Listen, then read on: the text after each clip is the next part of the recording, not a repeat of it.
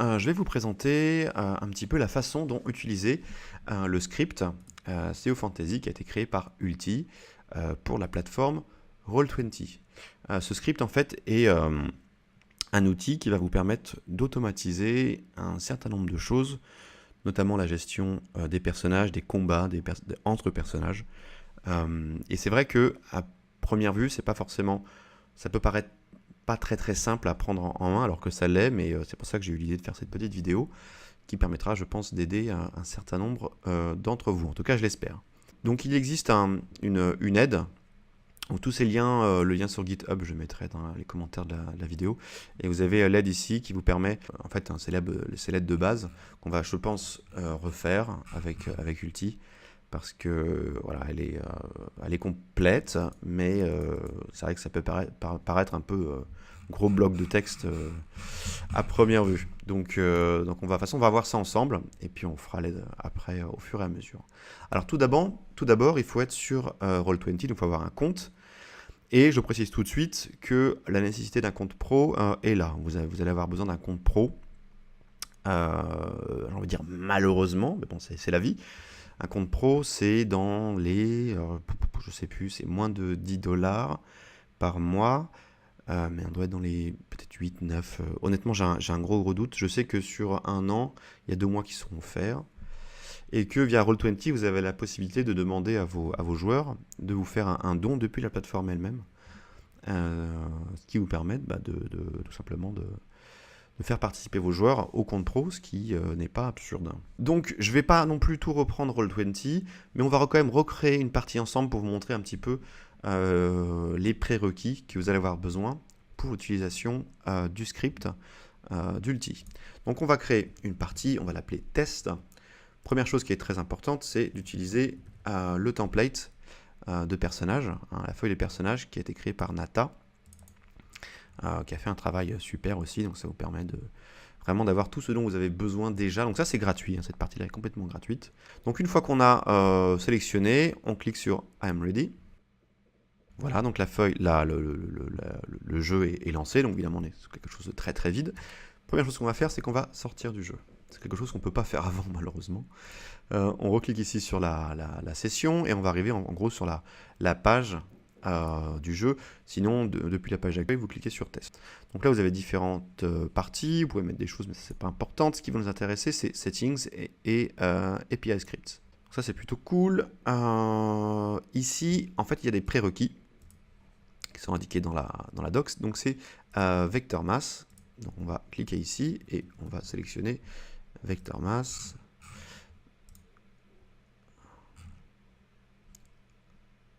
On va ensuite, le deuxième, c'est token name number. On va cliquer ici sur token. Alors le problème avec token, c'est que ça sélectionne d'abord ça. Et il est un petit peu plus bas. Token name number. Voilà. On l'ajoute. Et ensuite, c'est le script SEO Fantasy. Donc si je ne me trompe pas, SEO Fantasy, il est là. Alors la version de ce script ici, elle est en 0.2, c'est pas forcément la dernière version. L'avantage c'est qu'elle va se mettre à jour automatiquement quand Ulti va la mettre à jour sur Roll20, mais entre le moment où il fait des modifications sur le site GitHub et au moment où c'est mis sur Roll20, il peut se passer 2-3 semaines, etc. Là, comme je sais qu'en ce moment il est plutôt actif, plutôt que de choisir d'ajouter ici, donc l'avantage, comme j'ai dit, c'est que ça sera mis à jour automatiquement, je vais créer un nouveau script. Je vais aller sur la page d'accueil de GitHub, sur la page de GitHub du script. Je mettrai le lien dans les commentaires. Vous cliquez ici sur seofantasy.js, ce qui va vous charger. Il y a plusieurs façons de le faire, et moi je fais comme ça, je trouve que c'est le plus rapide.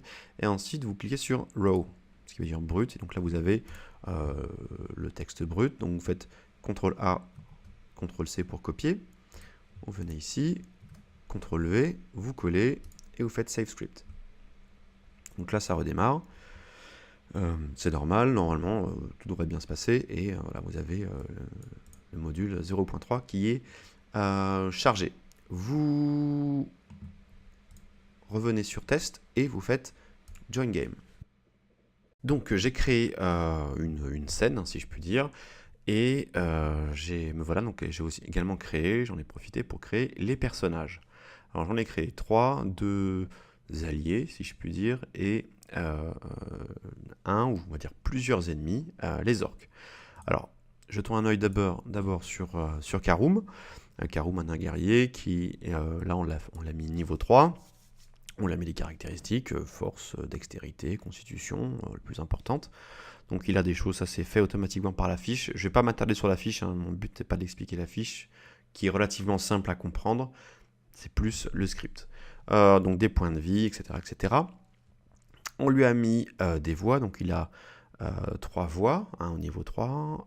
Et je vais parler également de Maëla, donc qui est une magicienne, des caractéristiques très fortes en intelligence. Mais voilà, pas grand chose de particulier à dire, voilà, quasiment pas de défense, parce qu'elle n'a pas de dex, donc 10 en défense, c'est vraiment ce qu'on appelle en jargon une chips. Et là, alors je m'attarderai sur les attaques ensuite, parce que c'est une des particularités. J'explique juste les voix. Elle a 3 voix. Voilà, concernant les capacités, donc le script va vous permettre d'automatiser les capacités et de ne pas vous embêter à faire les calculs, à baisser les points de vie de vos ennemis, des personnages, etc. Comment ça fonctionne? Donc le script, il y a une aide, alors qui n'est pas spécialement hyper... je suis en train de voir avec Ulti pour la retravailler, mais bon, elle a le mérite d'être assez complète. Première chose que vous allez devoir faire, avant de parler des armes, c'est créer quelques macros. Les macros, je rappelle, c'est des listes, en tout cas des commandes que vous pouvez taper, et en cliquant sur soit des barres, soit des boutons ici, soit des boutons qui peuvent être liés à des tokens. Alors j'ai pas de token, mais on verra après. Voilà, de faire un certain nombre de commandes automatiques. La première à créer, c'est la macro attaque, qui est égale à cette valeur et qui en gros dans le script est définie ici. C'est la première, une des premières macros à créer, c'est celle-ci. D'accord. Donc elle est égale à cof-attaque, en gros le token sélectionné contre un autre token qu'on va sélectionner qui va être la cible. D'accord. Donc c'est une macro qui n'est pas complète, elle a besoin d'autres paramètres, mais ça va nous permettre d'utiliser la valeur de cette macro-là dans d'autres macros, parce qu'on peut intégrer une macro dans une autre macro, etc. C'est un peu la puissance de Roll20. La macro chance, qui va permettre aux utilisateurs de pouvoir utiliser un point de chance pour retenter à l'attaque qu'ils viennent de faire. Donc cette macro chance, elle est pareille ici. Donc en gros, c'est copier-coller toute cette valeur dans la macro. Vous avez la macro du début de combat, cof-hors combat. Ça c'est fin de combat, pardon. Et la macro du début de combat. Donc moi je l'ai appelé combat-init, c'est cof-init. Et pour la fin, c'est cof-hors combat. Une des choses que j'ai oublié de préciser, pour l'attaque et la chance, vous devez la rendre visible pour tous les joueurs. Sinon, nous ne pourrons pas l'utiliser. Pareil, donc pour la chance, tous les joueurs. Combat init, enfin combat début et combat fin, c'est uniquement, je pense, uniquement pour le MJ. Donc à pas mettre pour tous les joueurs. C'est pour ça que je l'ai mise dans la barre, ici. Tac, tac, tac. Et pareil, undo, cof-undo, enfin point d'exclamation, cof-undo. Uniquement pour le MJ, pas la peine de mettre pour les autres. Ça va permettre d'annuler une action qui vient d'être faite par erreur, ou vous voulez tester quelque chose, voilà, vous faites un undo derrière et hop, ça remet à l'état que c'était avant. Mais je vais vous le montrer. Donc uniquement avec ces 5 macros là déjà, ça va permettre de gérer pas mal de choses. Donc n'oubliez pas, celles-ci ne sont pas dans la barre, et attaque et chance sont disponibles pour tous les joueurs. Comment ça fonctionne maintenant? Pour Karum, disons qu'on veut lui faire attaquer avec sa masse. Donc ce que j'ai fait, c'est que j'ai créé une attaque. J'ai appuyé sur Add. Bon, là, évidemment, je vais la supprimer. J'ai créé une arme qui s'appelle masse. Mais d'abord, j'ai mis un numéro qu'on va incrémenter pour chaque personnage. Donc 1, 2, 3. Et pareil aussi, vous allez voir que le mage, il y a 1, 2, 3, 4, 5. En gros, c'est là où on va définir les caractéristiques de l'arme. Donc c'est une arme au contact. Elle a +1 parce que c'est une arme de prédilection, donc là je le mets manuellement ici, c'est pas la peine de... voilà, et c'est une arme qui fait 1 des 8 dégâts, plus, comme c'est une arme au contact, le mode de force, qui donc est plus 3 ici. Elle n'a pas de portée. Je vais créer une deuxième arme, c'est une hache à 2 mains. D'ailleurs, en général, moi je mets 2 mains, H-2 mains.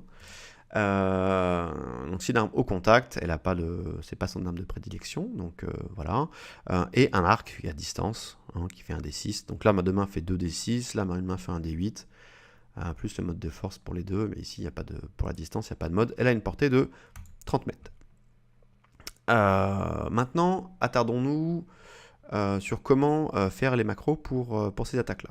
Donc on va dans la section ici, le petit onglet Attributes and Abilities, et on va créer dans la partie de droite, en cliquant sur Add, une capacité, une abilities, si on est en anglais. Donc là, évidemment, ça c'est ce qu'on pourrait faire si on n'avait pas effectivement fait la macro. J'avais mis ça en fait. En fait, la macro va nous permettre justement de faire remplacer toutes ces parties, parce que ça c'est vraiment la valeur de la macro attaque, mais on va utiliser dièse attaque, qui va donc remplacer tout son contenu, et on va y rajouter deux paramètres. Le premier paramètre c'est le chiffre 1, donc c'est espace 1, qui correspond à ce chiffre là, c'est-à-dire qu'on va utiliser les attributs de cette arme pour faire notre attaque, et on va préciser que c'est une arme qui est contondante, parce qu'elle ne tranche pas et elle ne perce pas. D'accord ? On va par contre avoir une hache, donc attaque, pareil, 2, parce que H c'est le chiffre 2, donc c'est le premier chiffre qui est utilisé ici, hein. C'est bien important de le mettre.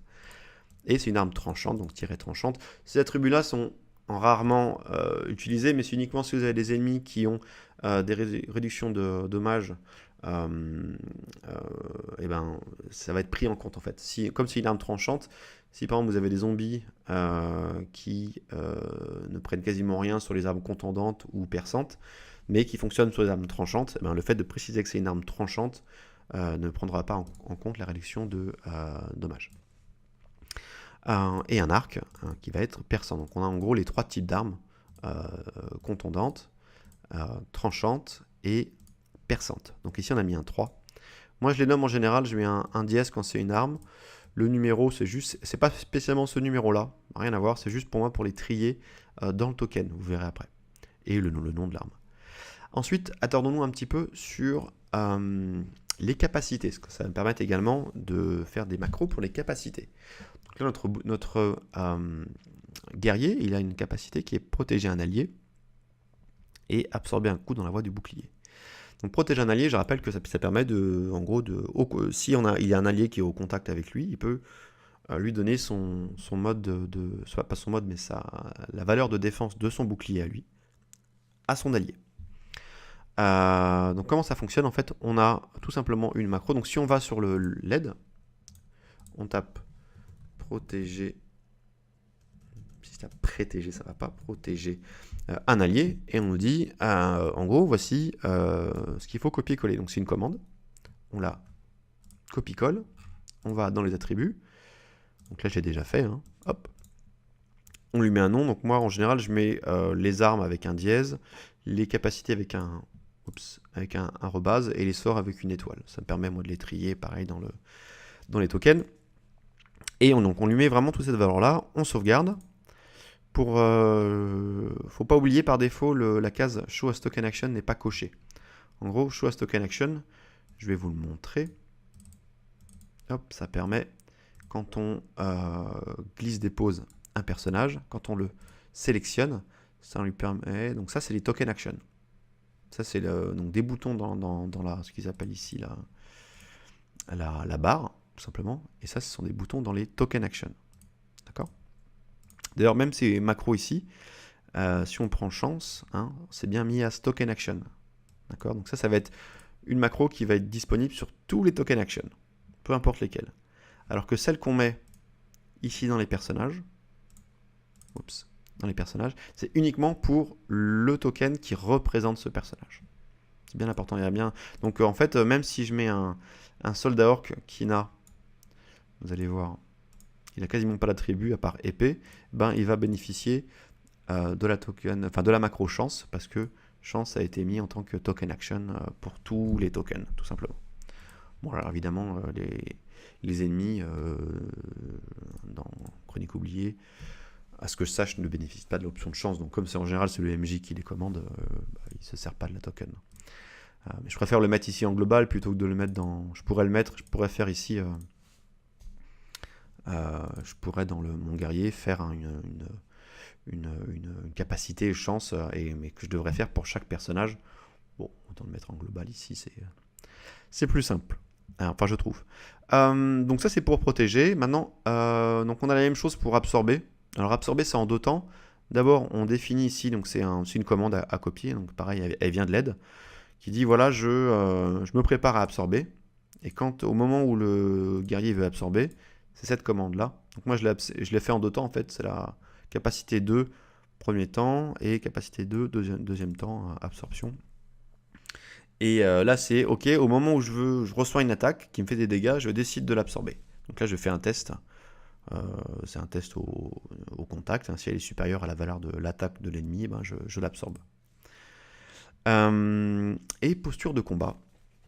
Alors, posture de combat, c'est quelque chose qui nous permet voilà, de baisser nos capacités. Donc, on a deux choses à faire pour posture combat. D'abord, il faut rajouter une... Enfin, c'est mieux de le faire, c'est pas obligatoire, mais c'est mieux, ça permet de limiter. Vous rajoutez comment dirais-je, un attribut qui s'appelle voix du soldat, où vous mettez la valeur 2. Pourquoi 2? En gros, c'est le nombre de capacités, je ne sais pas si c'est le bon terme, mais oui, de capacités que le personnage a dans cette voix. Parce que la posture de combat, ça va être en fonction du nombre de capacités.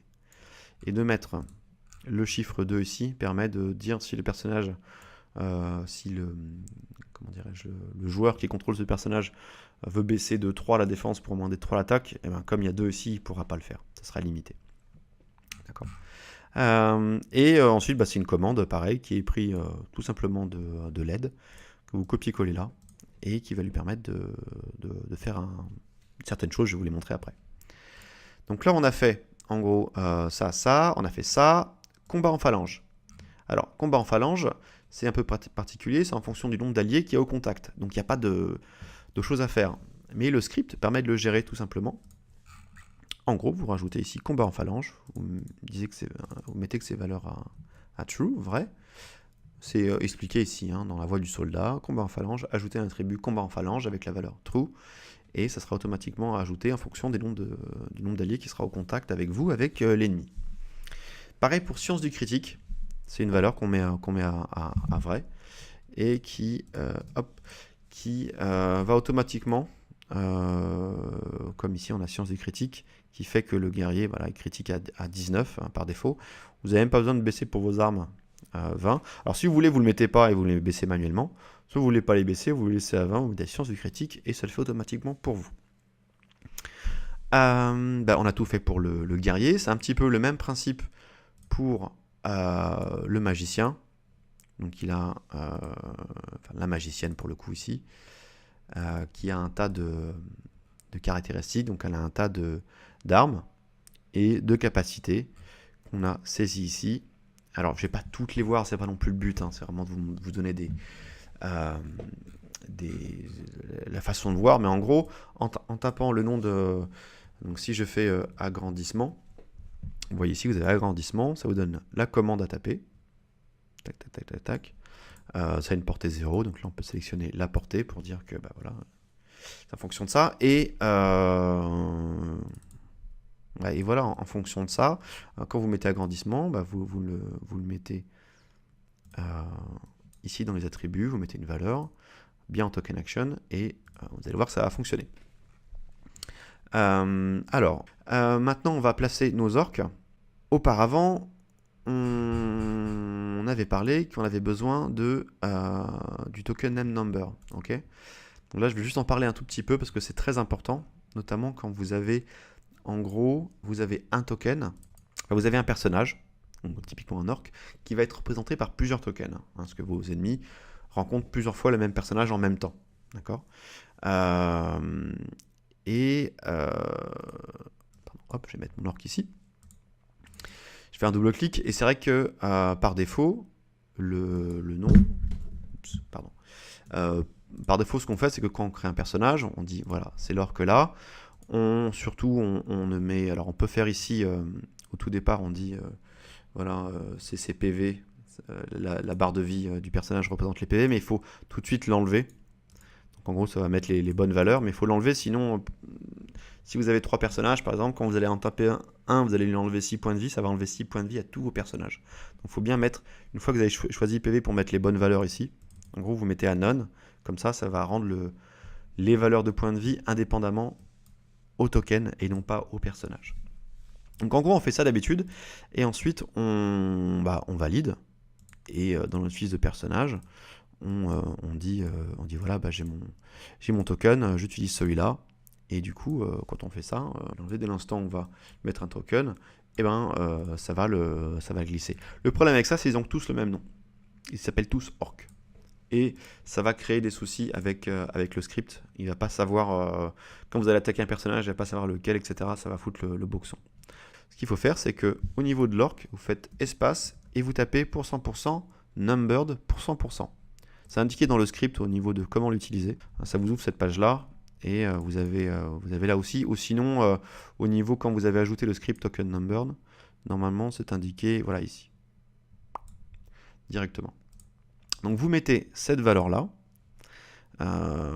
vous validez, et ensuite vous revenez dans votre fiche de personnage. Il faut bien supprimer le token en cours. Vous sélectionnez et vous faites Use Select Token. Et à partir de là, donc maintenant vous le supprimez, dès l'instant où vous allez en glisser-déposer 1, il va avoir un nom différent. Orc 2, Orc 1, c'est le premier que j'ai mis, et Orc 3. Moi j'ai même activé une petite c'est une petite commande quand vous tapez cette commande dans le chat, vous activez le use dots, par défaut il est à off, et donc vous le passez en cliquant sur toggle, vous passez à on, et ce qui fait qu'automatiquement ça va mettre un petit truc de couleur différent, qui vous permet de dire entre vous, voilà, moi je tape le rouge, moi je tape le orange, etc. Enfin entre vous, entre les joueurs. Donc là voilà, maintenant on a nos 3 orques. Alors, les orques, c'est pareil, je les ai fait de la même manière. Ils ont simplement une épée, ils n'ont pas de capacité, donc ils ont juste une attaque, épée tranchante. Voilà, si simple que ça. Le vif du sujet, le combat. Donc on va dire qu'on est dans cette position là. Hop, en gros les personnages rentrent dans le temple et ils tombent automatiquement sur les orques qui les attendaient. Qu'est-ce qu'on fait à ce niveau-là? Moi ce que je fais en général, je sélectionne mes personnages et je clique sur Combat Unit. Là automatiquement vous avez le turn order qui est activé avec le nom de tous les personnages. Et vous remarquez qu'automatiquement, le premier personnage, il dispose d'un petit drapeau qui indique clairement, comme c'est à lui de jouer, que c'est à lui de jouer tout simplement. Donc ce qu'il va faire, dans son premier tour, il va dire je vais mettre un petit coup de masse, on va simuler un petit peu un combat, hein. Il va mettre un petit coup de masse sur, donc ça lui demande de choisir le personnage. Il choisit le personnage, hop. Et alors la couleur du fond, c'est parce que c'est la couleur de mon personnage ici, hein. Quand vous avez vos joueurs ont tous normalement une couleur différente. Là, ça sera que moi, mais voilà. Donc ça reprend la feuille de personnage. Ça reprend ici l'image de votre personnage qui est ici. C'est pour ça que c'est quand même important de mettre une image jolie, et notamment qu'elles soient toutes un peu le même format. Moi, je les mets en rond comme ça. Vous avez des sites qui permettent de le faire, donc je le mettrai dans les commentaires. Et donc on voit que c'est Karoum qui attaque l'orc. Il lui met un coup de masse, il fait une attaque, il fait un jet de dés de 9, mais il a plus 7 en attaque, parce que ça c'est ses caractéristiques. Ici, plus 6, plus 1, plus 7. Et donc l'orc, lui, il a 15 de défense. Donc 9 plus 7, ça fait 16. C'est largement, enfin, c'est un succès, on va dire. Et il lui fait 7 points de dégâts. 7 points de dégâts qui est un D8 plus 3. Il a fait 4 au D8. Et plus 3, donc ça fait 7 points de dégâts. Automatiquement, les points de vie ont été retranchés de 7. Si ici on avait lié PV à la fiche de personnage, tous les personnages auraient eu, tous les 3 orques ici auraient eu 23 PV. Ce qui n'est pas bon, c'est pour ça qu'on enlève. Donc hop, il passe son tour. C'est à l'orque de jouer. L'orque, il va mettre un coup d'épée sur notre Karoum, hein, qui a une défense de 19. Hein. Donc ça n'a pas marché. Au suivant, c'est celui-ci, vous le sélectionnez, tac. Il met un coup d'épée. Ah, il a fait un beau 19. Donc 4 points de dégâts. Automatiquement, le Karoum a perdu 4 points de dégâts. Au personnage suivant, etc. Un coup d'épée. Alors, évidemment, là, il se met au contact. Bon, on va dire que lui aussi, c'est un petit peu déplacé. Tac. Il met un coup d'épée. Paf. C'est un échec. Il passe son tour. C'est donc à Maeva de jouer. Pour les bienfaits de la démo, elle va se mettre au corps à corps pour que Karoum puisse lui mettre son bouclier. Bon, c'est vrai que c'est une magicienne. Normalement, elle aurait surtout avec 10 de défense. Si je me souviens, la 10 de défense. La petite chips. Hein, donc, elle se mettrait pas au contact. Mais bon, là, elle le fait. Et elle va faire un coup de projectile magique. Donc projectile magique, c'est une attaque qui réussit automatiquement. Comme on a bien spécifié ici dans projectile magique, je le marque que c'est un tiret auto. Auto, ça veut dire qu'elle réussit automatiquement. Et donc projectile magique, hop, ça fait un petit rayon. Et c'est un D4, elle a fait 1 au D4. C'est pas Jojo. Maintenant c'est au tour 2, donc on est passé au tour 2, c'est à Karoum de jouer. Karoum, ce qu'il va faire, c'est qu'il va faire protéger un allié. Donc hop, il met son bouclier sur Maeva. Ça, c'est une action gratuite. Il peut faire une action limitée, c'est-à-dire qu'il va essayer de tenter d'absorber. Donc là, c'est juste, il dit, voilà, je me prépare à absorber un coup ce tour-ci. Et posture de combat, c'est une action gratuite. Il va dire, ok, je baisse de 2. Alors, il va dire, tiens, je baisse de 3. On va dire que le personnage a envie de tricher. Il dit, je baisse ma défense de 3 pour augmenter, comme il a beaucoup d'attaques, je vais augmenter mes dégâts de 3. Et là, le script il dit, bah non, tu ne veux pas baisser de plus de 2 parce que c'est la valeur qu'on a mis dans les attributs, si vous vous souvenez. Donc il dit, ok, je baisse ma défense et j'augmente mes dégâts de 2. Donc là, il est pour une posture puissante mais risquée. Et voilà, et donc il n'a toujours pas joué, il a fait quasiment que des actions gratuites. Il met un coup de masse, il va toujours taper sur le rouge, paf. Donc il a fait 16 plus 7 hein, contre la défense de 15, c'est largement un succès. Et il a fait donc il a fait 1 ou 1 D8, il n'a pas eu de chance. Plus 3, parce que ça c'est sa valeur de force. Et plus 2, c'est la petite valeur qu'il a rajoutée qui s'est mise automatiquement. Au tour suivant, le rouge il va taper, il va essayer de taper.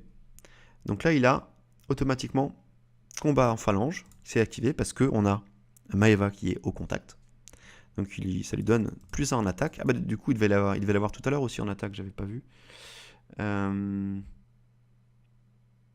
Ah bah non, parce que elle n'est pas au contact avec lui. Par contre, s'il avait attaqué celui-là ou celui-là, comme ils sont en contact tous les deux avec ceux-là, ça lui aurait donné encore plus 1 en attaque. Donc là, combat en phalange, il a plus 1 en def. Super, donc hop, à cet orque-là, qui va taper ici. Alors, je vais même zoomer un petit peu, parce que c'est vrai que là, on peut s'y perdre un petit peu. Donc ça ne passe pas. Et lui qui va taper Maeva. Et vous allez voir que Maeva, automatiquement, donc il a fait 7 plus 3, c'est super intéressant. Normalement, elle a une défense de 10. Normalement, elle a une défense de 10. Mais comme elle bénéficie de protéger un allié de Karoum, et ben, ça lui donne un plus 2 en défense, donc elle a 12 en défense. Et donc, ce qui a fait que l'attaque a été un échec alors qu'elle aurait dû être un succès. Ça, c'est des choses que des fois, en tant que MJ ou en tant que joueur, on peut complètement oublier. Alors, il y en a qui vont dire, ouais, non, moi, je n'oublie jamais, etc. Je suis parfait, mais je vous garantis que sur une session, même moi, j'enregistre mes sessions. Il arrive très souvent, quand je n'utilisais pas ce script, de voir qu'avant, on se trompait tout simplement. Donc là, c'est à Maeva. Admettons, elle va dire, voilà, je vais ce tour-ci, je vais faire un agrandissement sur Karoum. Pouf! Automatiquement, Karoum est agrandi. Donc son token, c'est vraiment littéralement agrandi. Alors c'est 50%. Et alors normalement, je crois que c'est une action limitée, je me souviens plus. Donc elle passe son tour. On va dire, hop, elle a passé son tour. C'est de nouveau à son tour à elle. Et là, elle dit, voilà, je vais faire flèche enflammée. Donc, comme on a activé les points de mana, elle peut choisir d'y consacrer le tour entier, ce qui augmente les dégâts en fait. Donc, je vais dire que oui. Et donc elle fait une attaque magique contre la défense de l'ennemi, hein. C'est un succès, et donc automatiquement, c'est 1d8 plus 4 dégâts de feu, et l'orque prend feu. Qu'est-ce que ça veut dire l'orque prend feu? Ça veut dire que à chaque tour, l'orque est en flamme, il va subir un nombre de dégâts qui est défini par la capacité en elle-même. Je crois que c'est un des 6 ou je ne sais plus, quelque chose comme ça, un des 6. Et donc chaque fois qu'on va passer un tour, ah donc là, les flammes se sont éteintes. À chaque fois il y a une chance pour qu'elles s'éteignent. Mais si elles n'étaient pas éteintes, et ben, chaque tour il aurait pris un dégât. Prenons maintenant Karum, hein, qui a été agrandi. Ben, s'il met un coup de masse, hop, du fait qu'il l'a agrandi, il a plus 2 aux dégâts. Ouf, oh là là. Bon là évidemment, il a fait un score de ouf, hein, donc il a fait un 20 critique. Donc c'était une réussite critique. Il a donc doublé les dégâts, 2 fois. Donc il a déjà plus 2 aux dégâts. 3, donc c'est un des 8, il a fait 3. Plus 2 parce qu'il est en position... non, c'est 3 plus 3. Il a fait 3 au D8. Plus 3 parce que c'est son mode de force. Plus 2 parce qu'il est en combat en phalange. On avait dit qu'il baissait sa défense pour augmenter de 2 son attaque. Et en plus, il a plus 2 du fait de l'agrandissement. Donc ça donne un résultat de 10 que l'on multiplie par 2. Ce qui fait 20, évidemment. Il a totalement déglingué l'ennemi. Vous voyez que l'ennemi, dès l'instant où il est mort, automatiquement, il est barré. Donc sa vie est à 0. Mais automatiquement, il est également sorti du turn order. Donc voilà, il apparaîtra même plus, ça va passer à l'orque 1, à l'orque 2, et l'orque 3 n'étant pas là, ça passe automatiquement à Maeva. Voilà un petit peu comment ça fonctionne. Je vais vous montrer sur ma session à moi avec mes joueurs. J'ai une petite session pour tous les personnages. Donc qu'est-ce qu'on a comme personnage? On a un guerrier, un moine, un barde, un druide, un magicien. Ils sont 5 à jouer. Donc un druide qui a un pet, parce qu'il a pris la voix du... je sais plus quoi, donc il y a une petite panthère, etc. Le magicien qui est là, et nos ennemis. Donc les ennemis ont 2000 points de vie, hein. C'est vraiment le truc de test qui permet à tous les joueurs de tester. Par exemple, le barde. Donc là, on va simuler qu'ils sont tous en combat. Oui. Donc vous voyez, hein, les passages en combat, c'est très très rapide. Très très simple. Donc là, évidemment, il y a beaucoup de monde. On va passer... Alors on n'est pas obligé d'ailleurs de passer, on peut faire jouer qui on veut dans le tour qu'on veut. Ça, c'est vraiment un titre indicatif. Enfin, notamment, ça sert pour les dégâts qui sont effectués à chaque tour. Donc, mais s'il n'y en a pas, en tout cas pour les tests, on va faire un peu comme on veut. Donc admettons... donc la Gavuline, lui, on va dire que c'est à lui de jouer. Il va mettre un arc, un petit coup d'arc. Il va vouloir taper Brock, qui est ici, qui est un des personnages de Chronique oubliée du scénario 2. Il va mettre un coup d'arc. Automatiquement, donc ça fait un test, etc. C'est un succès, mais vous avez remarqué que on a déterminé qu'il y a un objet sur le trajet, donc il a moins 2 en attaque. Effectivement, si on prend entre lui et le personnage, vous avez Maximus qui est sur le trajet. Comme c'est un allié, il a automatiquement moins 2 en attaque. En gros, c'est difficile pour lui de taper, donc ça lui donne automatiquement un malus, vous n'avez pas besoin de le calculer. Et il fait donc 2 dégâts, parce que c'est un arc et c'est un des 6, il a fait 2. Donc voilà, c'est à Erven. Erven, on va dire, hop, il va se déplacer ici. Alors normalement, ça c'est on va dire, il va se mettre là. Il va se mettre au contact. Il a main d'énergie. Alors disons qu'il ne s'est pas déplacé, parce que main d'énergie c'est une capacité limitée, mais admettons qu'il était déjà au contact, qu'il s'est déplacé. Il peut utiliser main d'énergie.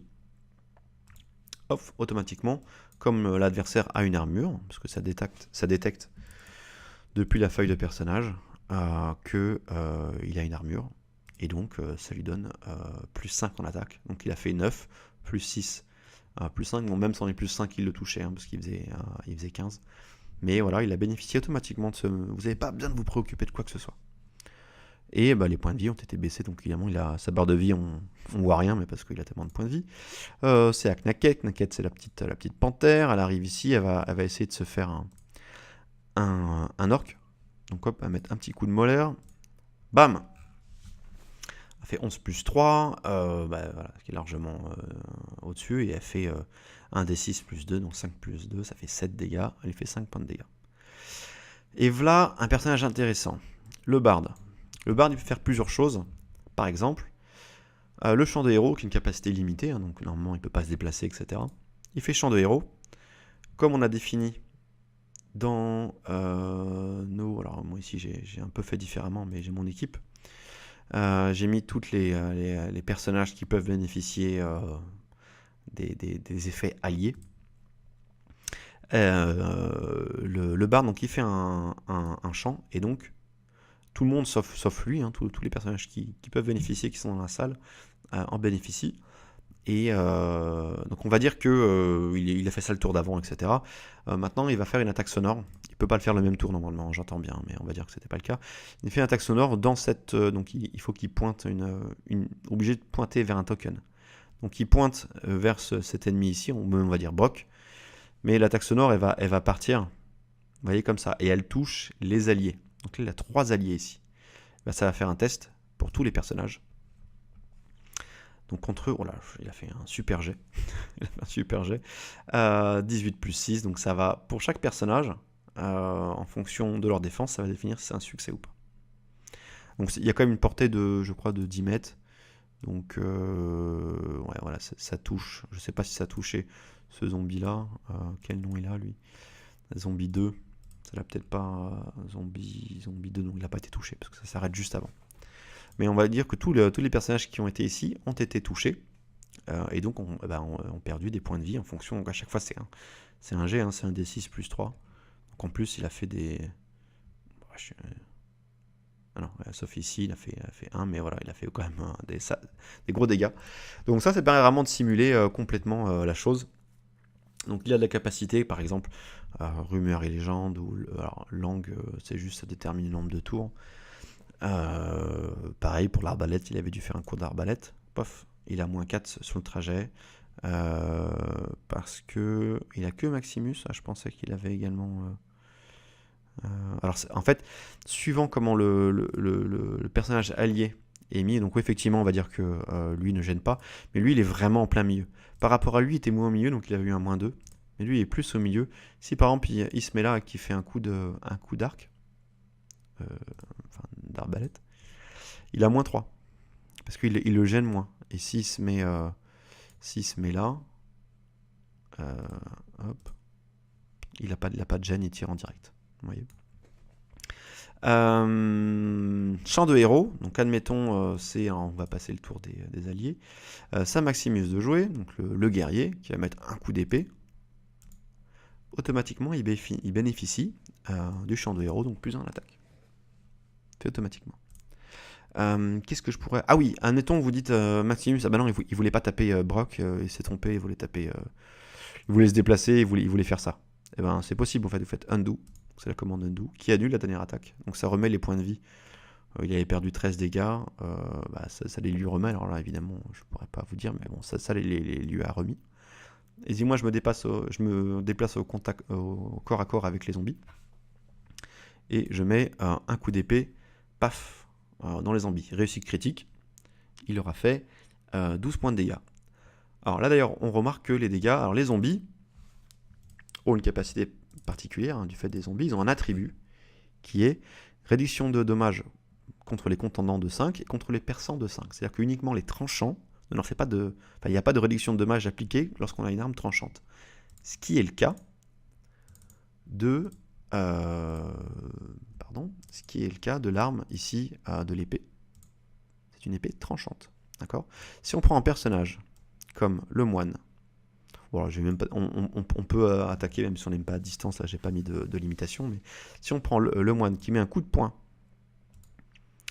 dans le zombie, comme son coup de poing, ça utilise point de fer, c'est contendant, c'est pas tranchant, un coup de poing. Et ben, donc il a fait une attaque qui a été un succès, il a fait 5 points de dégâts, mais il a eu la réduction de dégâts de 5, parce que c'était pas une arme tranchante. Donc il aura fait 0 dégâts. Donc ça, c'est des choses qu'on peut automatiquement faire. On a simplement à rajouter l'attribut réduction de dommages contendant, réduction de dommages perçant ou réduction de dommages tranchant, avec la valeur qui va bien. Et en fonction de l'arme qu'on va avoir, alors si évidemment on met les 3, dans les faits, à part les attaques magiques, ça leur fera jamais de dégâts. D'ailleurs, si vous mettez les 3, ça sert à rien, autant mettre, je crois ici, on a une section réduction de dommages. Ah mais ça peut-être que ça prend en compte également les dommages magiques. À voir, bon ça je sais plus, mais à tester, on va dire. Voilà, je pense qu'on a fait le tour. Ah oui, les points de chance. Donc on va essayer de rater une attaque. Et voilà, une attaque qui a échoué. Donc il a fait 10 plus 6 moins tac, parce que c'était quoi qu'il a fait? Un coup de dague. Comment il a... Bon, en plus, il est... c'est un coup de dague à distance. Ah oui, parce que dague, c'est une arme à distance, en fait. Non, je me souviens plus comment je l'ai mis. Oui, j'ai mis distance. Parce qu'en fait, j'ai décidé que il pouvait lancer les dagues. Donc c'est une attaque à distance, il la rate. Donc il a fait 10 plus 6, 16, moins 4, 12. Mais contre 14, ça marche pas. Et là, il se dit, ok, c'était un moment important, je veux utiliser mon point de chance. Donc il utilise la macro chance que j'avais créée. Automatiquement, ça refait le même jet de dés, mais en rajoutant les 10. Donc il avait moins 4 plus 10, ça fait plus 6. Donc automatiquement, là, c'est un succès. Et donc il fait 5 points de dégâts. Voilà, c'est super puissant. On pouvait également annuler la dernière attaque. Ce qui lui remet ses points de chance. Donc là, ses points de chance avaient été baissés. Alors on ne pourra pas le voir baisser, mais on pourra voir par contre qu'il est revenu à 6 points de chance. Les points de mana sont également pris en compte. On a une possibilité de se reposer. Donc j'ai créé une macro en plus qui s'appelle repos ici, qui est un petit peu plus complexe. Mais voilà, qui utilise en gros les dialog box de Roll20. Donc on dit voilà, on se repose de 10 minutes. On se repose dans le jour ou dans la nuit, c'est pas la même chose. Le jour, en gros, ça fait remettre toutes les capacités à 0. Par exemple, il y a certains soins, notamment si il y a un prêtre, le soin, il ne peut pas faire plus d'un soin de groupe plus d'une fois par jour. Si on se repose dans la journée, ça permet de remettre à 0 cette valeur. Et la nuit, ça permet de récupérer des points de vie, c'est la même chose, mais sauf qu'on récupère des points de vie. Et 10 minutes, c'est les points de récupération, en gros, qui sont définis dans la fiche personnage, tout en bas. Donc ça rend un dé de vie, plus le mode de constitution, plus le niveau. Donc c'est pas rien. Et dès qu'on l'utilise, ça coche. Je peux faire un test là. Mettons, là, je décide de me reposer 10 minutes. Hop, je récupère 6 plus 3 PV. Donc j'ai récupéré tous mes PV. Et j'ai un point de récupération qui a été coché parce qu'il a été utilisé. Si par contre je fais un undo, et je récupère mon point de récupération et ma vie a de nouveau rebaissé et repassé à 10. Comme on peut le voir ici. J'ai aussi une macro statut qui est ici, COF statut, qui permet de dire vous voulez connaître le statut de ces 3 personnages. Enfin, on vous le demande parce qu'ils n'ont pas forcément accès à tous les trucs. Vous faites statut, paf. Ça vous met les points de vie, les points de mana, points de récupération, points de chance. Je suis en train de voir, est-ce que j'ai tout vu? Moi, j'ai rajouté pour chaque personnage une petite macro test, comme ça. Donc, c'est la commande COFG, où on met en paramètre le token et ensuite la dialog box qui demande. Donc, si on rajoute en gros, si on rajoute Dex après ça, ça va faire un test de Dex. Donc, si on fait par exemple, lorsque je demande à mes joueurs de faites-moi un test de sagesse, qui est beaucoup utilisé dans Chronique oubliée, juste à faire ça, et donc il fait un jet de sagesse et il fait 2 au D20. Il a a priori il a moins 2 en sa valeur pure, il a moins 2 en sagesse, donc il fait 0. Ce qui n'est pas Jojo. Si par exemple je lui demande de faire un test de force, il fait 7 au jet de dés, plus 3 égale 10, etc. Et moi j'ai ma petite macro, alors ça c'est une macro que j'ai fait.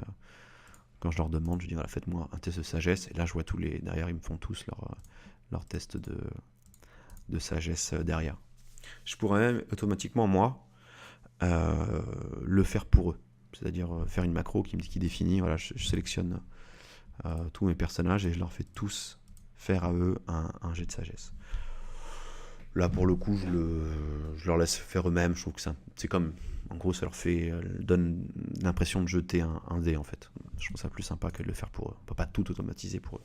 Voilà, je pense avoir fait le tour. J'espère que je vous ai expliqué pas mal de petites choses. Évidemment la vidéo a duré un petit peu longtemps, mais c'était pour montrer un tas de choses. Je vous conseille vraiment d'aller voir sur le script, et quand vous avez une capacité, voilà, encore une fois, agrandissement. agrandissement, vous tapez agrandissement, ou sinon vous avez ici par profil de joueur, vous avez tout ce qui est géré actuellement. Tout n'est pas géré, mais les choses les plus importantes le sont. Donc là vous avez les soins voilà, c'est ici les soins, donc c'est ça, copier-coller, à mettre donc avec l'option léger, modéré, etc. pour faire une macro pour ça. Le rôdeur, vous avez c'est quand même vraiment bien expliqué, encore faut-il se prendre la peine de savoir lire. S'il y a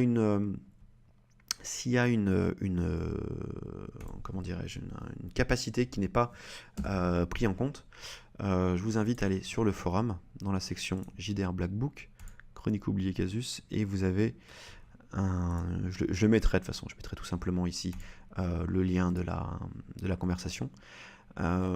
Et donc il y a Ulti qui suit ce sujet et qui permet, qui va vous répondre, vous dit voilà, j'ai une capacité, elle est pas prise en compte, est-ce que tu peux l'ajouter?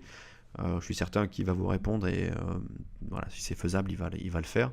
Ou sinon, depuis, pareil, je le mettrai dans les liens, depuis la page GitHub du script de Ulti, vous pouvez ici, si vous avez un compte, faire une issues, créer une new issues, vous mettez le titre de ce que vous voulez faire, dites voilà, je souhaiterais faire en place, il va recevoir un mail, etc. Donc c'est assez pratique. C'est même peut-être encore mieux que de le mettre sur le script ici. Je suis convaincu que pour lui c'est encore plus lisible parce qu'il reçoit un mail directement, ce qui n'est pas le cas d'ici, il faut qu'il aille voir de lui-même. Voilà, je pense qu'on a fait le tour. Merci d'avoir suivi cette vidéo. N'hésitez pas à mettre des commentaires dans cette vidéo. J'essaierai moi-même d'y répondre, tant que faire se peut. Personnage comme le moine. Voilà, même pas, on peut attaquer même si on n'aime pas à distance. Là, j'ai pas mis de limitation. Mais si on prend le moine qui met un coup de poing dans le zombie, comme son coup de poing, ça utilise point de fer, c'est contendant, c'est pas tranchant, un coup de poing.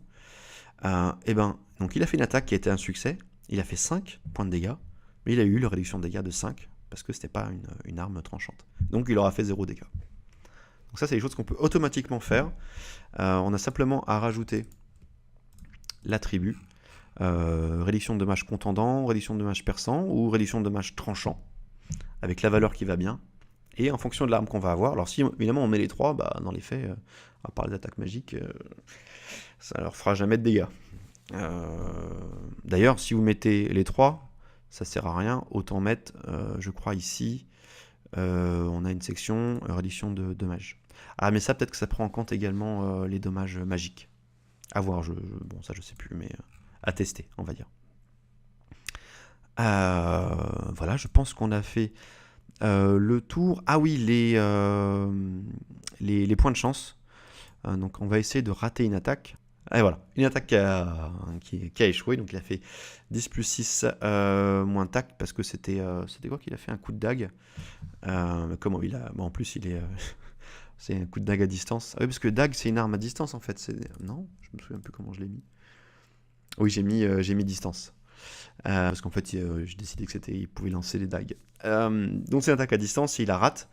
Donc il a fait 10 plus 6, 16, moins 4, 12. Mais contre 14, ça marche pas. Et là, il se dit, ok, c'est un moment important, je veux utiliser mon point de chance.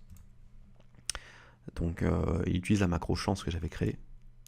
Automatiquement, ça refait le même jet de dés, mais en rajoutant les 10. Donc il avait moins 4. Plus 10, ça fait plus 6. Donc automatiquement, là, c'est un succès. Et donc, il fait 5 points de dégâts. Donc, voilà, c'est super puissant. On pouvait également annuler la dernière attaque. Ce qui lui remet ses points de chance. Donc là, ses points de chance avaient été baissés. Alors, on ne pourra pas le voir baisser, mais on pourra voir par contre qu'il est revenu à 6 points de chance. Les points de mana sont également pris en compte. On a une possibilité de se reposer. Donc, j'ai créé une macro en plus qui s'appelle repos ici. Qui est un petit peu plus complexe, mais voilà, qui utilise en gros les dialog box de Roll20. Donc on dit voilà, on se repose de 10 minutes, on se repose dans le jour ou dans la nuit, c'est pas la même chose. Le jour, en gros, ça fait remettre toutes les orques. Alors, les orques, hein, c'est pareil, je les ai fait de la même manière. Ils ont simplement une épée, ils n'ont pas de capacité, donc ils ont juste une attaque. Épée tranchante. Voilà, si simple que ça. Le vif du sujet, le combat. Donc on va dire qu'on est dans cette position-là. Hop, en gros, les personnages rentrent dans le temple et ils tombent automatiquement sur les orques qui les attendaient. Qu'est-ce qu'on fait à ce niveau-là? Moi, ce que je fais en général, je sélectionne mes personnages et je clique sur Combat Unit. Là, automatiquement, vous avez le turn order qui est activé avec le nom de tous les personnages. Et vous remarquez qu'automatiquement, le premier personnage, il dispose d'un petit drapeau qui indique clairement, comme c'est à lui de jouer, que c'est à lui de jouer tout simplement. Donc ce qu'il va faire, dans son premier tour, il va dire je vais mettre un petit coup de masse. On va simuler un petit peu un combat. Hein. Il va mettre un petit coup de masse sur... donc ça lui demande de choisir le personnage. Il choisit le personnage. Hop. Et alors la couleur du fond, c'est parce que c'est la couleur de mon personnage ici. Hein. Quand vous avez vos joueurs ont tous normalement une couleur différente. Là, ça sera que moi, mais voilà. Donc ça reprend la feuille de personnage. Ça reprend ici l'image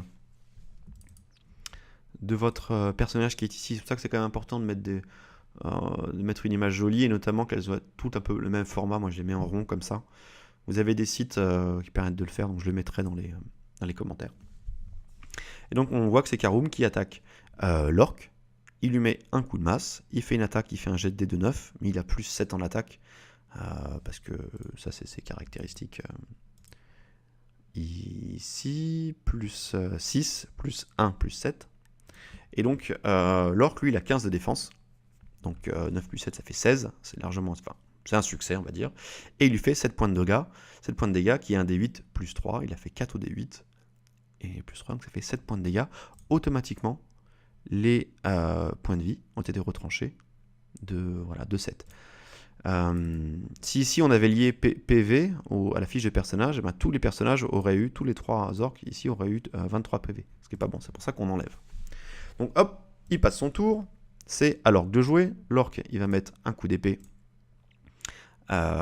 sur notre Karoum, hein, qui a une défense de 19. Hein. Donc ça n'a pas marché. Au suivant, c'est celui-ci, vous le sélectionnez, tac. Il met un coup d'épée. Ah, il a fait un beau 19. Donc 4 points de dégâts. Automatiquement, le Karoum a perdu 4 points de dégâts. Au personnage suivant, etc. Un coup d'épée. Alors, évidemment, là, il se met au contact. Bon, on va dire que lui aussi, c'est un petit peu déplacé. Tac. Il met un coup d'épée. Paf. À Vector Mass. Donc, on va cliquer ici et on va sélectionner Vector Mass.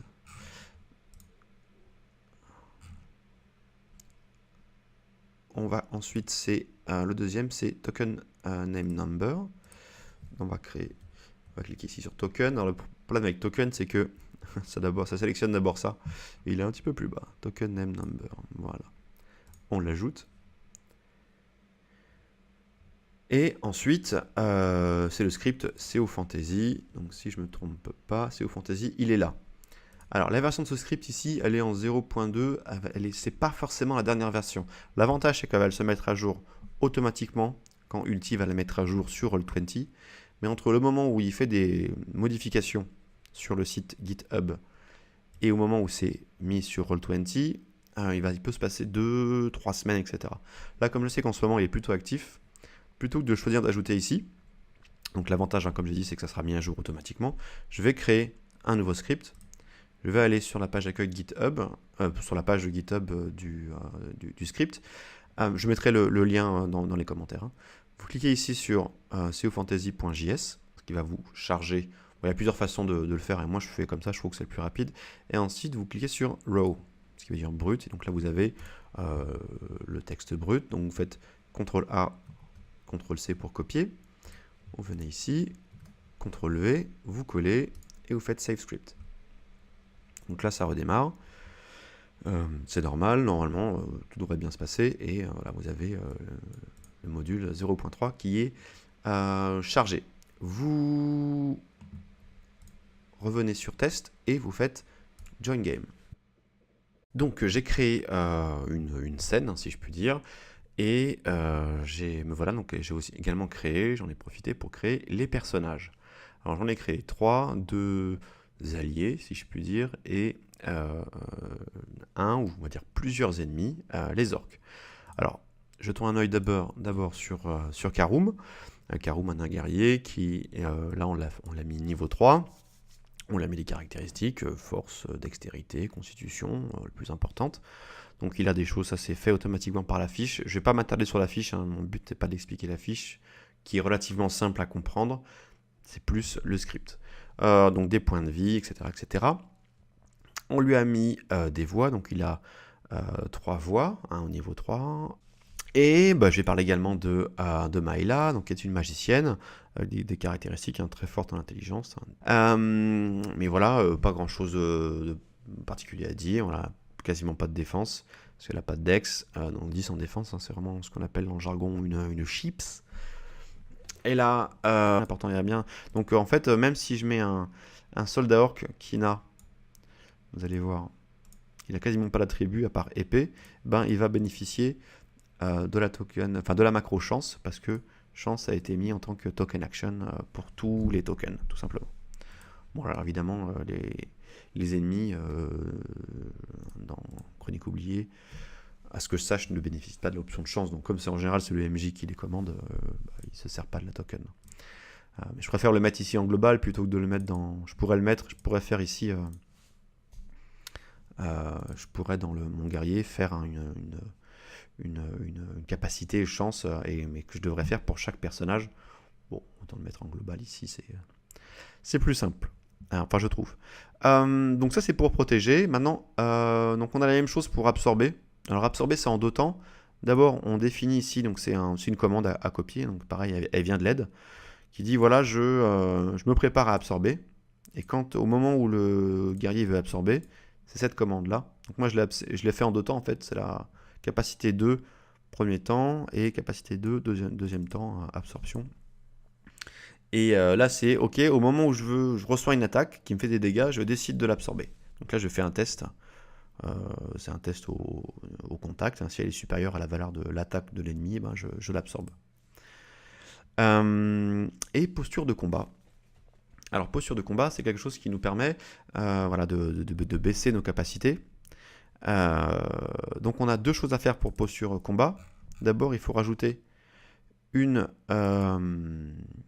c'est mieux de le faire, c'est pas obligatoire, mais c'est mieux, ça permet de limiter. Vous rajoutez un attribut qui s'appelle voix du soldat, où vous mettez la valeur 2. Pourquoi 2 ? En gros, c'est le nombre de capacités, je ne sais pas si c'est le bon terme, mais oui, les capacités que le personnage a dans cette voix. Parce que la posture de combat, ça va être en fonction du nombre de capacités. Et de mettre le chiffre 2 ici permet de dire si le personnage, si le joueur qui contrôle ce personnage veut baisser de 3 la défense pour moins de 3 l'attaque, et comme il y a 2 ici, il ne pourra pas le faire. Ça sera limité. D'accord. Ensuite, c'est une commande, pareil, qui est prise tout simplement de l'aide, que vous copiez-collez là, et qui va lui permettre de faire certaines choses, je vais vous les montrer après. Donc là, on a fait, en gros, ça, on a fait ça, combat en phalange. Alors, combat en phalange, c'est un peu particulier, c'est en fonction du nombre d'alliés qu'il y a au contact. Donc, il n'y a pas de choses à faire. Mais le script permet de le gérer tout simplement. En gros, vous rajoutez ici combat en phalange, vous mettez que c'est valeur à true, vrai. Je fais un double-clic, et c'est vrai que par défaut, le nom... Pardon. Par défaut, ce qu'on fait, c'est que quand on crée un personnage, on dit, voilà, c'est l'orque là. On ne met... Alors, on peut faire ici, au tout départ, on dit, c'est ses PV, la barre de vie du personnage représente les PV, mais il faut tout de suite l'enlever. Donc, en gros, ça va mettre les bonnes valeurs, mais il faut l'enlever, sinon, si vous avez 3 personnages, par exemple, quand vous allez en taper un, vous allez lui enlever 6 points de vie, ça va enlever 6 points de vie à tous vos personnages. Donc, il faut bien mettre, une fois que vous avez choisi PV pour mettre les bonnes valeurs ici, en gros, vous mettez à none, comme ça va rendre les valeurs de points de vie indépendamment au token et non pas au personnage. Donc en gros, on fait ça d'habitude, et ensuite on valide, et dans notre fiche de personnage, on dit voilà, bah, j'ai mon token, j'utilise celui-là. Et du coup, quand on fait ça, dès l'instant où on va mettre un token, et ben, ça va glisser. Le problème avec ça, c'est qu'ils ont tous le même nom. Ils s'appellent tous orc. Et ça va créer des soucis avec le script. Il va pas savoir, quand vous allez attaquer un personnage, il va pas savoir lequel, etc. Ça va foutre le boxon. Ce qu'il faut faire, c'est que au niveau de l'orc, vous faites espace et vous tapez %% numbered pour 100%. C'est indiqué dans le script au niveau de comment l'utiliser. Ça vous ouvre cette page-là et vous avez là aussi. Ou sinon, au niveau quand vous avez ajouté le script token numbered, normalement c'est indiqué voilà ici, directement. Donc vous mettez cette valeur-là, vous validez, et ensuite vous revenez dans votre fiche de personnage. Il faut bien supprimer le token en cours. Sélectionnez et vous faites Use Select Token. Et à partir de là, donc maintenant vous le supprimez. Dès l'instant où vous allez en glisser déposer 1, il va avoir un nom différent. Orc 2, Orc 1, c'est le premier que j'ai mis, et Orc 3. Moi j'ai même activé une petite c'est une petite commande quand vous tapez cette commande dans le chat,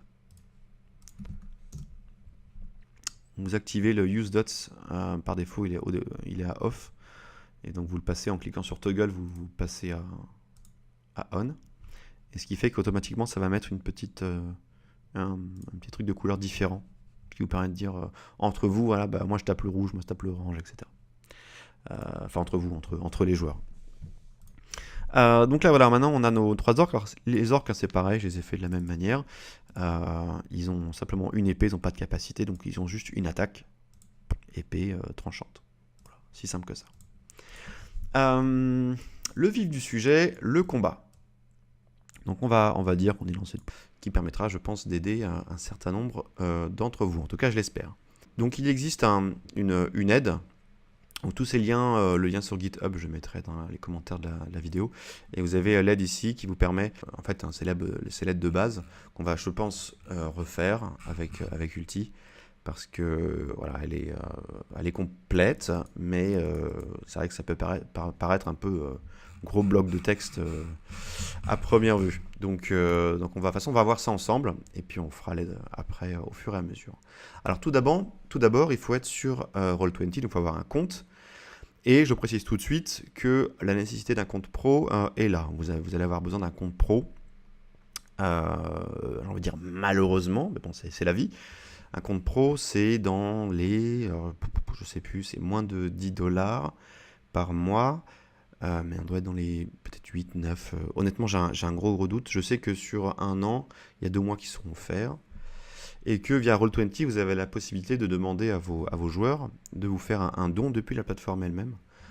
Ce qui vous permet tout simplement de faire participer vos joueurs au compte pro, ce qui n'est pas absurde. Donc je ne vais pas non plus tout reprendre Roll20, mais on va quand même recréer une partie ensemble pour vous montrer un petit peu les prérequis que vous allez avoir besoin pour l'utilisation du script d'Ulti.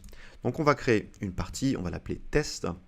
Première chose qui est très importante, c'est d'utiliser le template de personnage, hein, la feuille de personnage qui a été créée par Nata, qui a fait un travail super aussi, donc ça vous permet vraiment d'avoir tout ce dont vous avez besoin déjà. Donc ça c'est gratuit, hein, cette partie-là est complètement gratuite. Donc une fois qu'on a sélectionné, on clique sur I am ready. Voilà, donc la feuille, là, le jeu est lancé, donc évidemment on est sur quelque chose de très très vide. Première chose qu'on va faire, c'est qu'on va sortir du jeu. C'est quelque chose qu'on ne peut pas faire avant, malheureusement. On reclique ici sur la session et on va arriver en gros sur la page du jeu. Sinon, depuis la page d'accueil, vous cliquez sur test. Donc là, vous avez différentes parties. Vous pouvez mettre des choses, mais ce n'est pas important. Ce qui va nous intéresser, c'est settings et API scripts. Donc ça, c'est plutôt cool.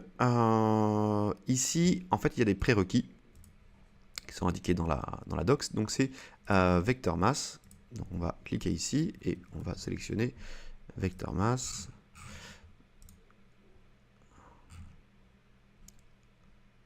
On va ensuite, le deuxième, c'est token name number. On va cliquer ici sur token. Alors le problème avec token, c'est que ça sélectionne d'abord ça. Et il est un petit peu plus bas. Token name number. Voilà. on l'ajoute. Et ensuite, c'est le script CO Fantasy. Donc si je ne me trompe pas, CO Fantasy. Alors posture de combat, c'est quelque chose qui nous permet voilà, de baisser nos capacités. Donc on a deux choses à faire pour posture combat. D'abord, il faut rajouter une... Enfin, c'est mieux de le faire, c'est pas obligatoire, mais c'est mieux, ça permet de limiter. Vous rajoutez comment dirais-je, un attribut qui s'appelle voix du soldat, où vous mettez la valeur 2. Pourquoi 2? En gros, c'est le nombre de capacités, je ne sais pas si c'est le bon terme, mais oui, de capacités que le personnage a dans cette voix. Parce que la posture de combat, ça va être en fonction du nombre de capacités.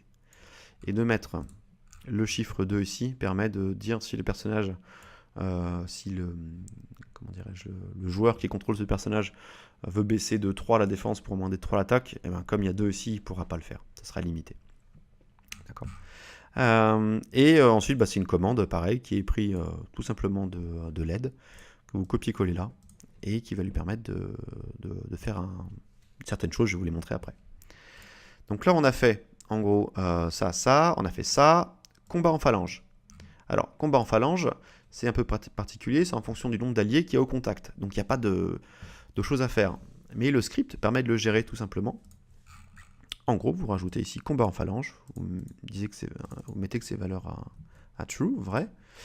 C'est expliqué ici, dans la voie du soldat, combat en phalange, ajouter un attribut combat en phalange avec la valeur true, et ça sera automatiquement ajouté en fonction du nombre d'alliés qui sera au contact avec vous, avec l'ennemi. Pareil pour science du critique, c'est une valeur qu'on met à vrai, et qui va automatiquement, comme ici on a science du critique, qui fait que le guerrier est critique à 19 par défaut. Vous n'avez même pas besoin de baisser pour vos armes à 20. Alors si vous voulez, vous ne le mettez pas et vous les baissez manuellement. Soit vous ne voulez pas les baisser, vous les laissez à 20, vous mettez science du critique et ça le fait automatiquement pour vous. On a tout fait pour le guerrier. C'est un petit peu le même principe pour le magicien. Donc il a la magicienne pour le coup ici, qui a un tas de caractéristiques. Donc elle a un tas d'armes et de capacités qu'on a saisies ici. Alors je ne vais pas toutes les voir, c'est pas non plus le but, c'est vraiment de vous donner la façon de voir, mais en gros, en tapant le nom de... Donc si je fais agrandissement, vous voyez ici, vous avez agrandissement, ça vous donne la commande à taper. Tac, tac, tac, tac, tac. Ça a une portée 0, donc là on peut sélectionner la portée pour dire que voilà, c'est en fonction de ça. Et voilà, en fonction de ça, quand vous mettez agrandissement, vous le mettez ici. Donc maintenant, vous le supprimez. Dès l'instant où vous allez en glisser-déposer 1, il va avoir un nom différent. Orc 2, Orc 1, c'est le premier que j'ai mis, et Orc 3. Moi j'ai même activé une petite... c'est une petite commande. Quand vous tapez cette commande dans le chat, vous activez le use dots, par défaut il est à off, et donc vous le passez en cliquant sur toggle, vous passez à on, et ce qui fait qu'automatiquement ça va mettre un petit truc de couleur différent, qui vous permet de dire entre vous, voilà, moi je tape le rouge, moi je tape l'orange, etc. Enfin entre vous, entre les joueurs. Donc là voilà, maintenant on a nos 3 orques. Alors, les orques c'est pareil, je les ai fait de la même manière. Ils ont simplement une épée, ils n'ont pas de capacité, donc ils ont juste une attaque, épée tranchante. Voilà, si simple que ça. Le vif du sujet, le combat. Donc on va dire qu'on est dans cette position là. Hop, en gros les personnages rentrent dans le temple et ils tombent automatiquement sur les orques qui les attendaient. Qu'est-ce qu'on fait à ce niveau-là? Moi ce que je fais en général, je sélectionne mes personnages et je clique sur Combat Unit. Là automatiquement vous avez le turn order qui est activé avec le nom de tous les personnages. Et vous remarquez qu'automatiquement le premier personnage il dispose d'un petit drapeau qui indique clairement, comme c'est à lui de jouer, que c'est à lui de jouer tout simplement. Donc ce qu'il va faire dans son premier tour, il va dire je vais mettre un petit coup de masse. On va simuler un petit peu un combat, il va mettre un petit coup de masse sur, donc ça lui demande de choisir le personnage. Il choisit le personnage. Hop. Et alors la couleur du fond, c'est parce que c'est la couleur de mon personnage ici. Hein. Quand vous avez vos joueurs ont tous normalement une couleur différente. Là, ça sera que moi, mais voilà. Donc ça reprend la feuille de personnage. Ça reprend ici l'image de votre personnage qui est ici. C'est pour ça que c'est quand même important de mettre une image jolie et notamment qu'elles soient toutes un peu le même format. Moi, je les mets en rond comme ça. Vous avez des sites qui permettent de le faire, donc je le mettrai dans les commentaires. Et donc on voit que c'est Karoom qui attaque l'orc. Il lui met un coup de masse. Il fait une attaque, il fait un jet de dés de 9, mais il a plus 7 en attaque. Parce que ça, c'est ses caractéristiques. Ici, plus 6, plus 1, plus 7. Et donc l'orc, lui, il a 15 de défense. Donc 9 plus 7, ça fait 16. C'est largement... Enfin, c'est un succès, on va dire. Et il lui fait 7 points de dégâts. 7 points de dégâts qui est un D8 plus 3. Il a fait 4 au D8. Et plus 3, donc ça fait 7 points de dégâts. Automatiquement, les points, on valide. Et dans notre fiche de personnage, on dit voilà, j'ai mon token, j'utilise celui-là. Et du coup, quand on fait ça, dès l'instant où on va mettre un token, et ça va glisser. Le problème avec ça, c'est qu'ils ont tous le même nom. Ils s'appellent tous orc. Et ça va créer des soucis avec le script. Il ne va pas savoir, quand vous allez attaquer un personnage, il ne va pas savoir lequel, etc. Ça va foutre le boxon. Ce qu'il faut faire, c'est qu'au niveau de l'orc, vous faites espace et vous tapez %% numbered pour 100%. C'est indiqué dans le script au niveau de comment l'utiliser. Ça vous ouvre cette page-là et vous avez là aussi. Ou sinon, au niveau quand vous avez ajouté le script token numbered, normalement c'est indiqué voilà ici, directement. Donc vous mettez cette valeur-là, vous validez, et ensuite vous revenez dans votre fiche de personnage. Il faut bien supprimer le token en cours. Vous sélectionnez et vous faites Use Select Token. Et à partir de là, donc maintenant vous le supprimez. Dès l'instant où vous allez en glisser-déposer 1, il va avoir un nom différent. Orc 2, Orc 1, c'est le premier que j'ai mis, et Orc 3. Moi j'ai même activé une petite c'est une petite commande quand vous tapez cette commande dans le chat, vous activez le use dots, par défaut il est à off, et donc vous le passez en cliquant sur toggle, vous passez à on, et ce qui fait qu'automatiquement ça va mettre un petit truc de couleur différent, qui vous permet de dire entre vous, voilà, moi je tape le rouge, moi je tape le orange, etc. Enfin entre vous, entre les joueurs. Donc là voilà, maintenant on a nos 3 orques. Alors, les orques, hein, c'est pareil, je les ai fait de la même manière. Ils ont simplement une épée, ils n'ont pas de capacité, donc ils ont juste une attaque, épée tranchante. Voilà, si simple que ça. Le vif du sujet, le combat. Donc on va dire qu'on est dans cette position là. Hop, en gros les personnages rentrent dans le temple et ils tombent automatiquement sur les orques qui les attendaient. Qu'est-ce qu'on fait à ce niveau-là? Moi, ce que je fais en général, je sélectionne mes personnages et je clique sur Combat Unit. Là, automatiquement, vous avez le turn order qui est activé avec le nom de tous les personnages. Et vous remarquez qu'automatiquement, le premier personnage, il dispose d'un petit drapeau qui indique clairement, comme c'est à lui de jouer, que c'est à lui de jouer tout simplement. Donc ce qu'il va faire, dans son premier tour, il va dire je vais mettre un petit coup de masse. On va simuler un petit peu un combat. Hein. Il va mettre un petit coup de masse sur... donc ça lui demande de choisir le personnage. Il choisit le personnage. Okay. Donc il pointe vers cet ennemi ici, on va dire Brock. Mais l'attaque sonore, elle va partir, vous voyez, comme ça. Et elle touche les alliés. Donc là, il a 3 alliés ici. Ça va faire un test pour tous les personnages. Donc contre eux, oh là, il a fait un super jet. Il a fait un super jet. 18 plus 6, donc ça va pour chaque personnage. En fonction de leur défense, ça va définir si c'est un succès ou pas.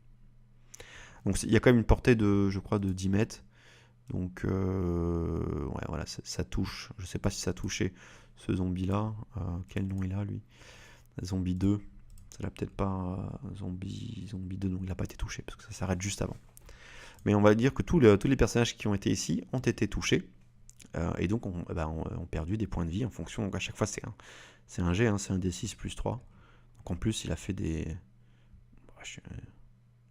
Ah non, sauf ici il a fait 1, mais voilà, il a fait quand même des gros dégâts. Donc ça permet vraiment de simuler complètement la chose. Donc il a de la capacité, par exemple, rumeur et légende, ou alors, langue, c'est juste ça détermine le nombre de tours. Pareil pour l'arbalète, il avait dû faire un cours d'arbalète. Pof, il a -4 sur le trajet. Parce que il a que Maximus. Je pensais qu'il avait également... alors en fait, suivant comment le personnage allié est mis, donc effectivement on va dire que lui ne gêne pas, mais lui il est vraiment en plein milieu. Par rapport à lui, il était moins au milieu, donc il avait eu un -2, mais lui il est plus au milieu. Si par exemple il se met là et qu'il fait un coup d'arc, d'arbalète, il a -3, parce qu'il le gêne moins. Et s'il se met là, hop, il n'a pas de gêne, il tire en direct. Vous voyez. Champ de héros, donc admettons, on va passer le tour des alliés. Ça Maximus de jouer, donc le guerrier, qui va mettre un coup d'épée. Automatiquement, il bénéficie du champ de héros, donc plus 1 à l'attaque. Fait automatiquement. Qu'est-ce que je pourrais... Ah oui, admettons, vous dites Maximus, ah bah non, il voulait pas taper Brock, il s'est trompé, il voulait taper... il voulait se déplacer, il voulait faire ça. Et ben c'est possible, en fait, vous faites undo. C'est la commande undo qui annule la dernière attaque. Donc ça remet les points de vie. Il avait perdu 13 dégâts. Ça les lui remet. Alors là, évidemment, je ne pourrais pas vous dire, mais bon, ça les lui a remis. Et si moi, je me déplace au corps à corps avec les zombies. Et je mets un coup d'épée, paf, dans les zombies. Réussite critique. Il aura fait 12 points de dégâts. Alors là, d'ailleurs, on remarque que les dégâts... Alors les zombies ont une capacité particulière, hein, du fait des zombies, ils ont un attribut qui est réduction de dommages contre les contendants de 5 et contre les perçants de 5. C'est-à-dire que uniquement les tranchants, non, c'est juste, c'est les points de récupération en gros, qui sont définis dans la fiche personnage tout en bas. Donc ça rend un dé de vie, plus le mode de constitution, plus le niveau. Donc c'est pas rien. Et dès qu'on l'utilise, ça coche, je peux faire un test là, mettons, là je décide de me reposer 10 minutes. Hop, je récupère 6 plus 3 PV, donc j'ai récupéré tous mes PV, et j'ai un point de récupération qui a été coché parce qu'il a été utilisé. Si par contre je fais un undo, et ben je récupère mon point de récupération, et ma vie a de nouveau rebaissé et repassé à 10, comme on peut le voir ici. J'ai aussi une macro statut qui est ici, COF statut, qui permet de dire vous voulez connaître le statut de ces 3 personnages, enfin on vous le demande parce qu'ils n'ont pas forcément accès à tous les trucs, vous faites statut, paf, ça vous met les points de vie, les points de mana, points de récupération, points de chance. Je suis en train de voir, est-ce que j'ai tout vu? Moi j'ai rajouté pour chaque personnage une petite macro test, comme ça, donc c'est la commande COFG, où on met en paramètre le token et ensuite la dialog box qui demande, donc si on rajoute en gros, si on rajoute Dex après ça, ça va faire un test de Dex. Donc si on fait par exemple, lorsque je demande à mes joueurs de faites-moi un test de sagesse, qui est beaucoup utilisé dans Chronique oubliée, juste à faire ça, et donc il fait un jet de sagesse, et il fait 2 au D20, il a a priori il a -2 en sa valeur pure, il a -2 en sagesse, donc il fait 0. Ce qui n'est pas Jojo. Si par exemple je lui demande de faire un test de force, il fait 7 au jet de dés, plus 3 égale 10, etc. Et moi j'ai ma petite macro, alors ça c'est une macro que j'ai fait. Quand je leur demande, je dis voilà, faites-moi un test de sagesse, et là je vois tous les... Derrière ils me font tous leur test de sagesse derrière. Je pourrais même automatiquement moi le faire pour eux.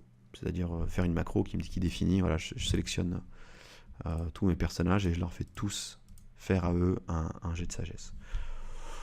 Là pour le coup je leur laisse faire eux-mêmes. Je trouve que c'est comme, en gros ça leur donne l'impression de jeter un dé en fait. Je trouve ça plus sympa que de le faire pour eux. On peut pas tout automatiser pour eux. Voilà, je pense avoir fait le tour. J'espère que je vous ai expliqué pas mal de petites choses. Évidemment la vidéo a duré un petit peu longtemps, mais c'était pour montrer un tas de choses. Je vous conseille vraiment d'aller voir sur le script, et quand vous avez une capacité, voilà, encore une fois, voilà, agrandissement. Agrandissement, vous tapez agrandissement, ou sinon vous avez